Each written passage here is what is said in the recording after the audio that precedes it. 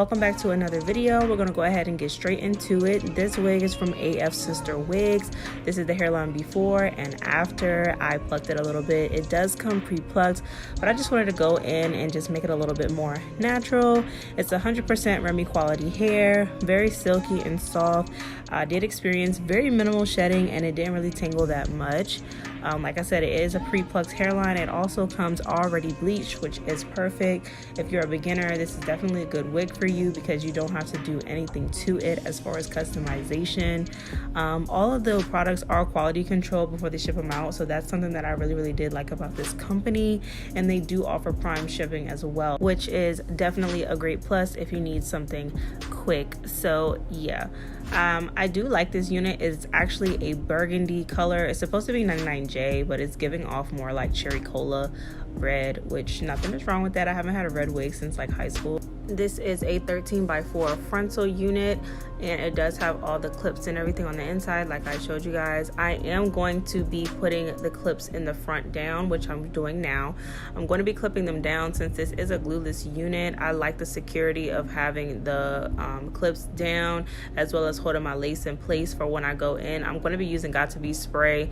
Some would say that's still gluing it down, but it's not glue, so it's still technically glueless. So I'm going to be just clipping down those clips so it can hold the frontal in place on where I want it to be, and then go in with my Got2b spray. The only negative I would say about this unit is the ends are kind of frizzy and frayed. I don't know if that's coming from the hair color or what it could be coming from. There could be a lot of reasons why, but that's the only thing I really did not like about this wig is the ends. So yeah, just keep that in mind.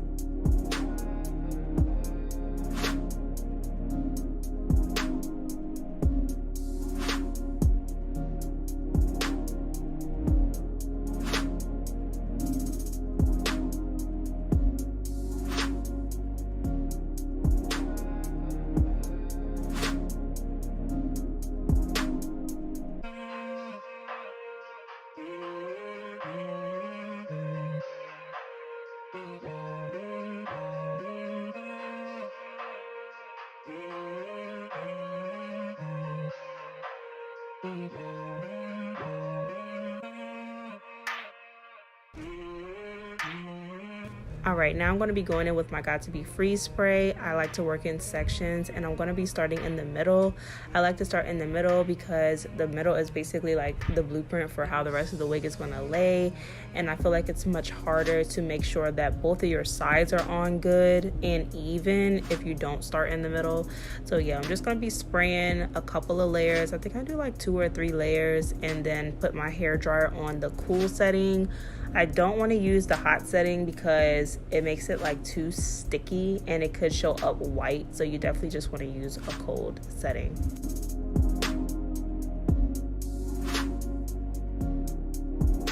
I like to use a rat tail comb to just press in that lace into the hairspray and just rub it in. I'm also going to be using the comb to just comb out the hair, like the front hairline. The hairspray can make the hairline hard, and I feel like combing through it just makes it softens it up a little bit and doesn't just leave all that product sitting there. So we're going to repeat that same process for every section of the wig. I start in the middle and then I go onto the sides, and make sure you get those ear tabs good because mine always come up. So yeah.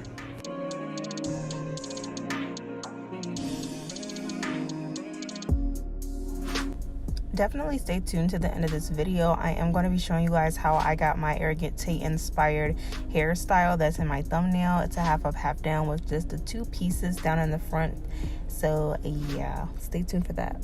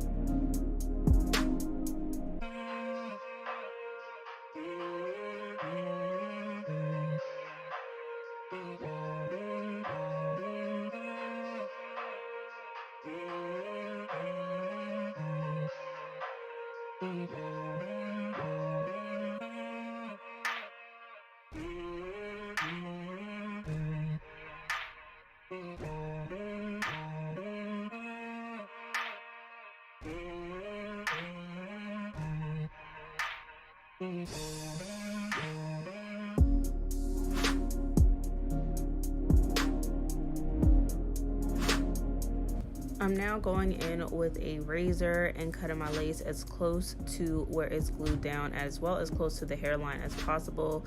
The less lace, the more natural it's going to look. I also like to go in with my small eyebrow scissors, and you're going to see me come out with those to get those small little pieces of lace. Sometimes the razor really scares me because I'm afraid of cutting my hairline, and then you can't get it back. Once you cut the lace off, you can't get it back. So it helps me make less mistakes.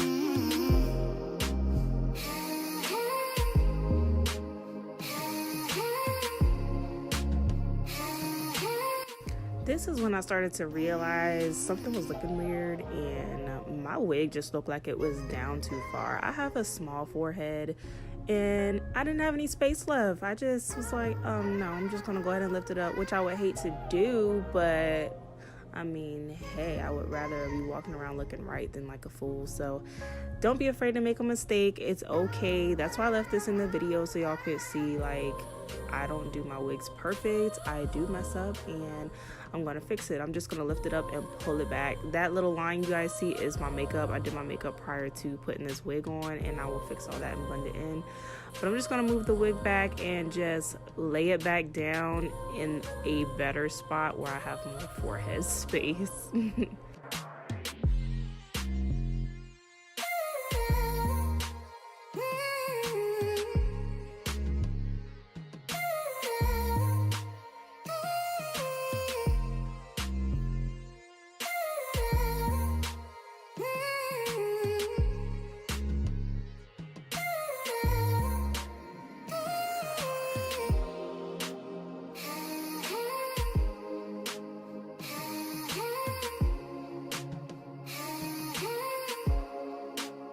Now I'm going in with my foundation color, and I'm just going to be putting that on the areas of the lace that are showing that white little casty shadow.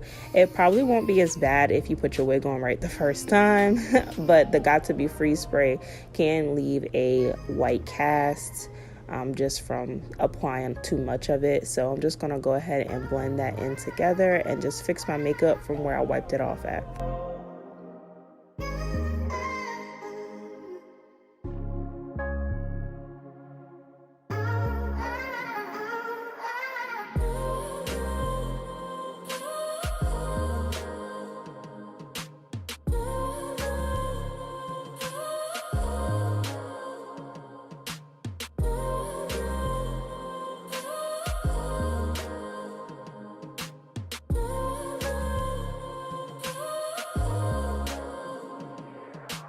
This is the finished look of that. I'm not even going to worry too much about going in with the hot comb and all of that, because we're going to go straight ahead and do that arrogante hairstyle. And I use the hot comb to go ahead and mold that up into the ponytail.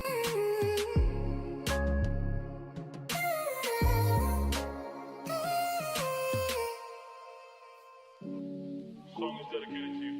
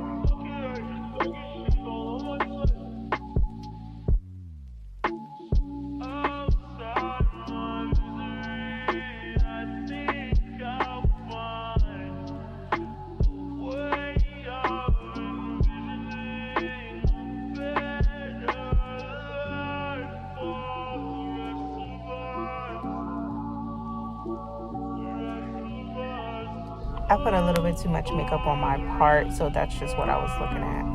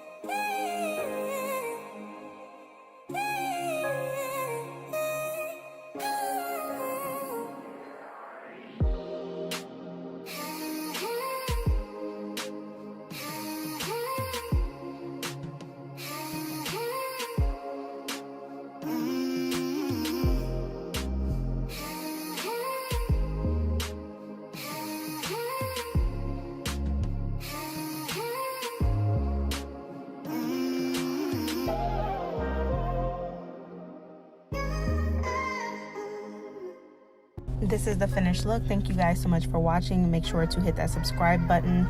Also hit that like button for me if you enjoyed this video, and I'll see you in my next one. Bye.